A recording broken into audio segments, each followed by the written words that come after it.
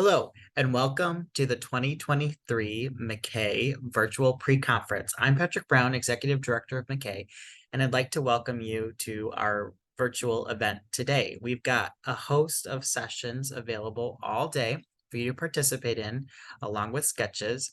And this was started as a project that we created last year to allow those of you that maybe aren't able to attend our in-person conference in just a few weeks, the opportunity to still learn and still to connect with one another and network and think about what are some of really the important issues in adult alternative and community education. So I hope you enjoyed today and today's sessions, and thank you to all of our presenters.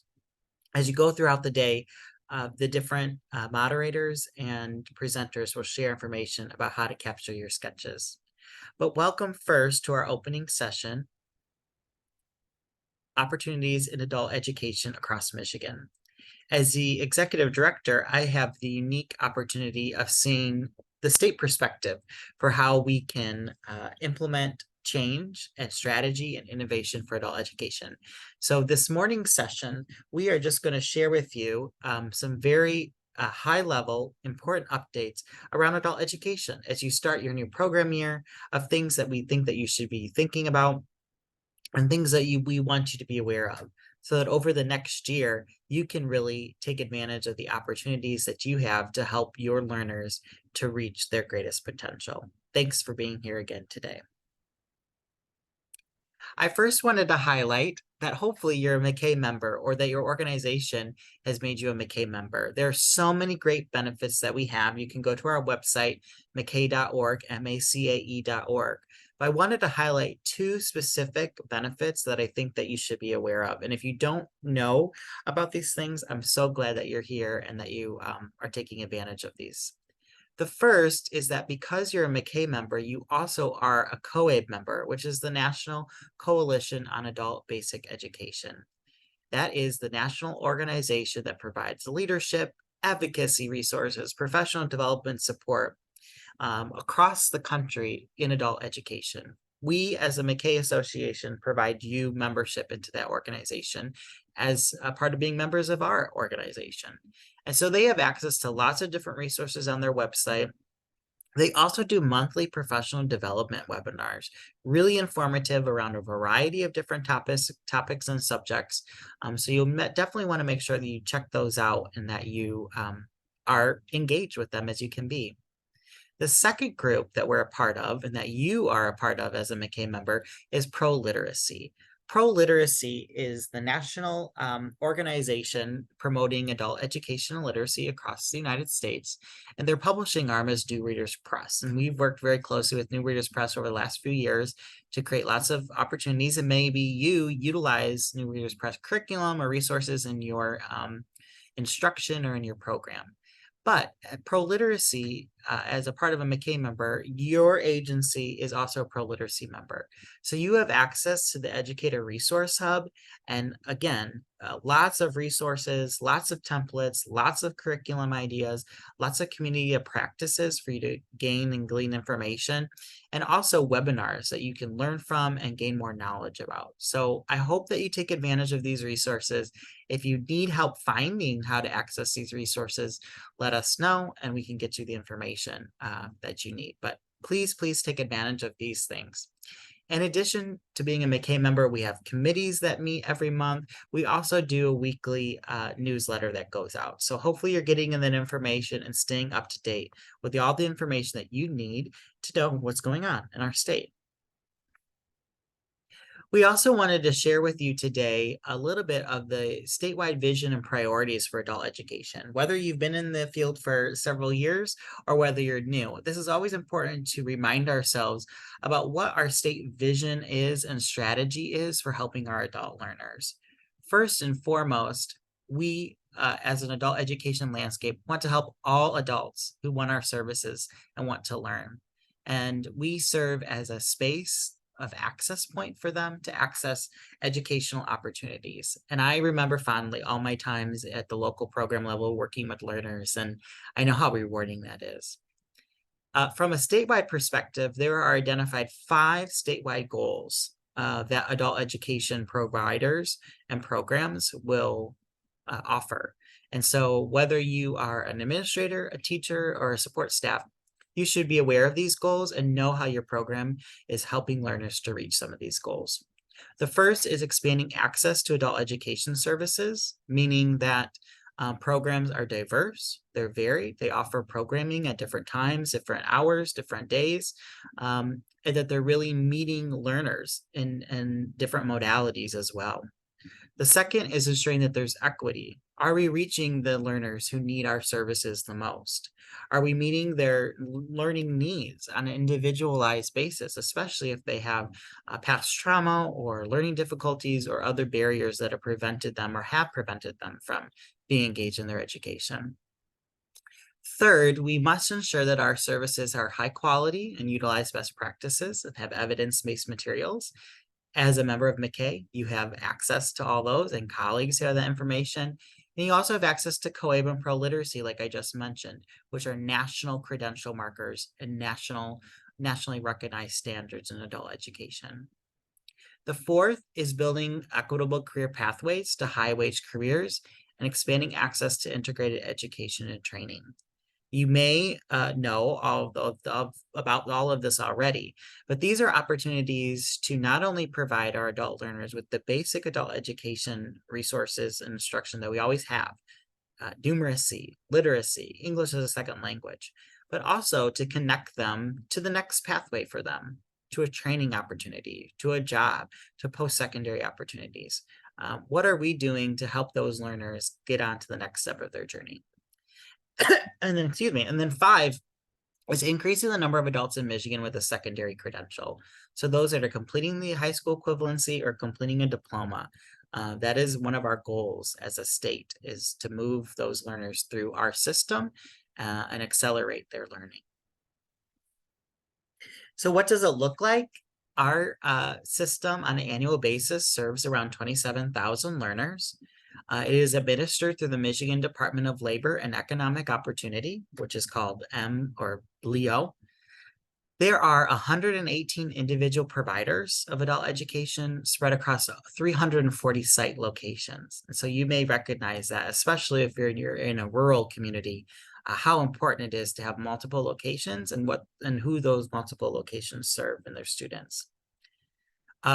You may know this as well, that adult education providers are located in a variety of different agencies, public schools, nonprofit entities, community colleges, workforce development partners. They are served in all communities in all geographic areas of our state.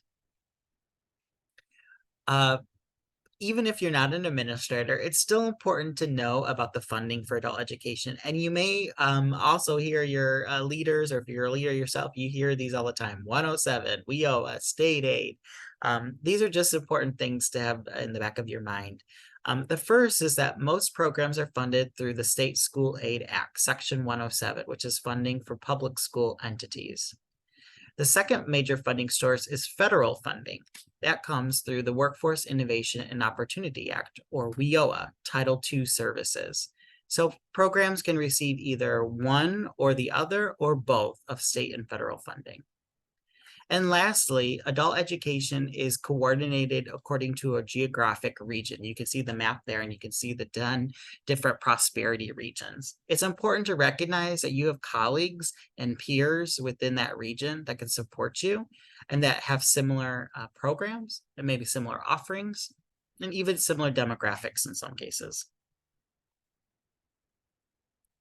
One of the tools that I think is very helpful that you should have and that your colleagues and those that you work with should have as well, and that you could help amplify, is this adult education locator tool. If you go to michigan.gov/learn-more-earn-more, anyone seeking services can search by city or zip code, the type of service that they're looking for, and they can, the information includes the site address of that program, a phone number, and their website if they have one available. It's a great tool, and sometimes we have to refer people, and this is a great spot for the people to go in the general populace to seek our programs. So if you don't have that link, you want to make sure that you visit that website and save that. This information may not be new for you, but I think it's important to recognize that there are some standard practices across our adult education programming. The first is that participants can enter at multiple entry points throughout a program year, and our program year runs like a school year, July to June. It's very important, the adult learner plan. That's a critical component of our programming, and it captures all of that basic information: educational, future goal setting, barriers to success, employment status at entry. And sometimes that paperwork can seem overwhelming for us when we're working with learners, but it really is meant to help paint a picture of what the learner needs and how we can best meet their services. Many of you may know or have a formal or informal orientation process, and many of you through that process may also identify some of the major barriers facing our learners. And that's why that adult learner plan and that orientation process is so critical, because it can help us identify what students need the most support at the moment. And then programming looks very different. Over the last few years, we faced a little thing called COVID, and that's pushed us to expand and to think about programming in new ways, whether that's in-person, virtual, or hybrid, small groups, large groups, one-to-one, or more individualized, expanding our hours of programming that we have, and even looking at expanding our locations and where we're providing services within the community. And so today, I know many of you are coming to us from many of those different spaces. I also wanted to share with you, these are the most commonly identified challenges or barriers for adult learners specific to Michigan. These are the challenges that our adult learners identify by completing that adult learner plan. And what's significant here is that we can identify these are the core areas that we need to help provide support to our learners so they can be successful in our programs. But it also helps us to provide funding opportunities, to advocate for new initiatives. And what I'm excited to share in just a few minutes is that there now is going to be funding available to help meet some of these needs in a more robust way. But it's also important just to recognize where your students fall. Some may fall into these buckets, others may not. Some may fall into just a few, some may fall into many. And so it's really important that we recognize who our learners are, what they need, what their goals are, and how we can help them overcome those challenges. I also think it's important for us to look at the demographics of our adult learners. This is information from the 22-23 program year, so July 2022 to June 2023. And a majority of learners in our program year are female on an average basis. What I think is also interesting is the participant age. For many years, people considered adult education as a returning educational opportunity. So older Michiganders or older Americans wanting to come back and get that feel-good diploma or equivalency. But in fact, the largest percentage of adult learners are at the 25 to 44 age gap. That's significant because that is a high percentage of individuals who are raising children and who are in the workforce. The second largest demographic is the 19 to 24 year olds. And so while we serve all adult learners, 16 and older or 18 and older, depending on that funding source, it's important to note that we are really helping adults and helping to create a generational change. And it isn't just a feel good, it actually is making an impact on our economy. I won't go into too great of detail about these adult educational services, but I do think it's important for you to review what are the services that you offer, either if you're at the instructor level or at the program level, and what services might you continue to offer in the future. We are entering into a program year where we've got a lot of opportunities for more learning and more investment and expanding resources. And using some of this vernacular and being familiar with this vernacular is going to be really integral and important. These are the basic services that adult education has always offered. I think what's important is us to highlight high school equivalency. It is important that we say high school equivalency and not just identify GED. HiSET is an approved high school equivalency examination program here in Michigan. And so it's almost like Kleenex and tissue. We do need to use the high school equivalency because we have learners who graduate and earn either a GED or a high set. And so it's important that we use that distinction and not just identify one of the brand types. These are the programs that I would really consider adult education plus. There's more to them. So all of these programs provide that basic adult education instruction and then enhance it. And a lot of that has to do with some sort of an integration of training so that our learners are learning not only their basic numeracy or literacy or English language skills, but they're also getting some sort of training component so that when they leave our programs, they not only have the educational skills, but the technical skills and the workplace skills to be successful. Family literacy is also an important aspect of our programming and how we support learners as parents and family caregivers. And workplace literacy is also important for us to understand because many of us are looking to expand into this area where there's actual adult education instruction happening on site at a workplace.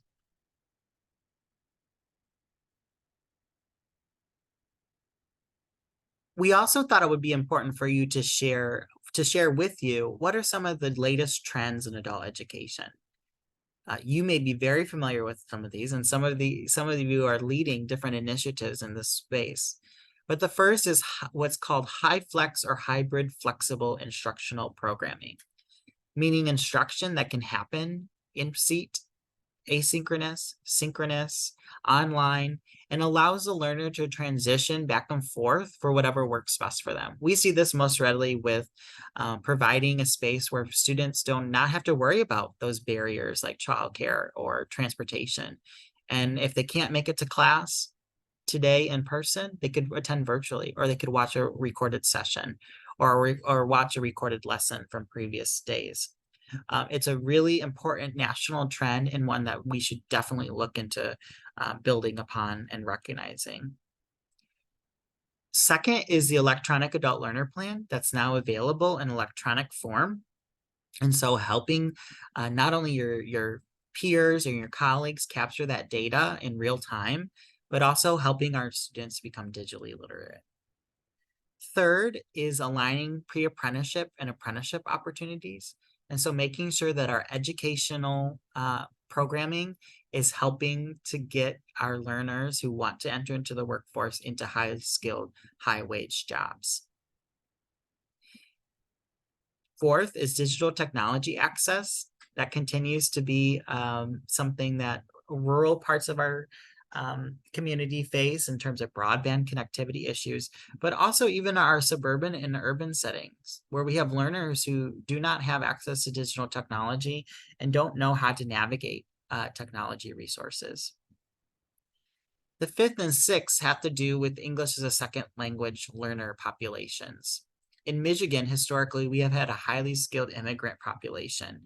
And so how do we transition them to successful employment and get them the equivalent credentials and be gainfully employed in their areas of expertise from their native country or their home country? And how do we serve immigrant refugee populations, especially the lowest level learners or learners who are not even literate in their own native home language? Michigan has become a major refugee resettlement area in some of our urban settings. And so how do we support all those learners at both ends of the spectrum? And then lastly, expanded funding, which I'm happy to talk about next. What does this mean for the future of our programming? And how will it invigorate what we can do for the future? This is just a quick recap again of our goals and what we're measured on. You may also hear this in adult education, measurable skills gain, MSG. These are the outcomes that programs are evaluated on every year on how they help their learners to meet one or more of these goals, helping them get that credential, helping them do their median earnings, and evaluating whether or not they have retained that job once they leave our programs, or if they've improved that and they're making more money based on the educational experience they've had and the educational credential they've gained. looking at the educational functioning levels. So how much are they learning and how are they demonstrating that mastery and that growth while they're in our program? And then looking at the number of learners who are transitioning to different spaces like post-secondary and continuing their higher education. So I'm excited to share that this year, we have seen a great increase in funding in adult education. I'm so excited about that, and you should be too. So I'm going to review a little bit of that funding. The first was an increase of $10 million to our state publicly funded adult education programs. This means starting this year, they'll have more resources to serve more people and to have a greater impact. The next is a new one-time $15 million multi-year work project, and it calls for establishing innovative practices in adult education, trying new things, implementing new strategies and practices. And hopefully you and your teams will be talking about this innovative opportunity over the next few months as the grant becomes available and thinking about how it can make an impact for your program. The third was the creation of something called the Adult Literacy Opportunity Fund, which is a $2 million grant that will be available for nonprofit entities that serve adult learners. This will help them expand their capacity and their growth and to serve more learners in a robust way. So what does this mean for all of us? It means that we are able to do more. We're able to build our capacity. We're able to have the instructional resources that we need. We're able to expand our services, reach more people, have larger class sizes, have more class offerings, have virtual class offerings, as well as in-state class offerings. It's really a growth opportunity for all of us, and we should all be really excited about these, the next steps. So as we come to a close this morning, I just wanted to thank you for being here and taking the time to learn today. This was meant to just kind of bring you up to date on the overarching themes in adult education, what they mean for the future of our great state, and what they mean for what we do every day. And so I want to leave you with a few ways that you, regardless of if you're at the local level, regardless of if you're an administrator or a support staff or an instructor, how can you best help your learners? And so here are a few tips or strategies or considerations I'd ask you to think about. The first is, how are you an advocate in sharing services with the broader community? Be proud of where you work and be proud to share out the information about what your program does in your personal and professional spheres. Let people know about the great programs that we have, the resources that it offers to the community. Also think about what our learners need next. They're in our programs for time and space, but ultimately, what's next for them? Are they looking to increase their employment? Are they looking to go on and explore in more educational opportunities? If we can identify what their goals are and help them, that's really important to making sure that they're accelerating and they're moving through our programs. The third would be looking at expanding, like I said, access to new places where our adult learners typically have not always gone, like post-secondary. Have they ever visited a college campus? Do they know what that looks like? What are the resources that they need to be successful there? What are the challenges that they have in accessing information? How can we help get that information to them? Is it connecting with a local counselor at the college? Is it helping them taking a field trip to the local college? What will help them be successful? Fourth would be connecting community partners. I always think that everywhere we go, we have to be ambassadors for adult education. So having a business card, taking other people's business cards, taking notes, attending meetings, going into places where we might not normally be, listening to webinars or information about what our colleagues are doing on the workforce side or what they're doing in higher education, all kind of helps us in our preparation for how we can help our adult learners. Looking at different funding opportunities. We talked about some of the increases in funding and how that will be able to help you all at the local level. But looking at how we can leverage those funds in really unique ways. And then lastly, building supports for our learners and capacity. We know that we have a great responsibility in helping all of our learners. And it's a joy every day to work with them. But how can we make our program sustainable, durable for the future? So I'll leave you with this. We have an awesome year ahead of us. You have a great day of learning ahead too. These are 3 questions I would just ask you to think about as for the future, whether that's today, next week, a year from now. What do our participants need to be successful? What do they need from us in order to be successful and from our programs? What will make our program sustainable for the future? How will we meet the needs 5 years from now, 10 years from now, and really help our learners? And lastly, what are 3 areas we can identify in our classrooms and our programs that we want to change and we actually have control over? Uh, it can be really exciting to set some goals for the year, personally or professionally, and say, this is the area that I want to focus on. So I'd encourage you to think about those things as we go forward over this year. I hope that you have a wonderful rest of your day and a wonderful sessions this afternoon. If at any time you have any questions, please feel free to reach out to me or our office. You can visit our website at www.macae.org or send me an email. I'm so appreciative of everything that you do each and every day. I thank you for being here and taking all this information in. And I hope that you have a wonderful rest of your day at the 2023 MACAE Virtual Conference. Thanks so much. Take care.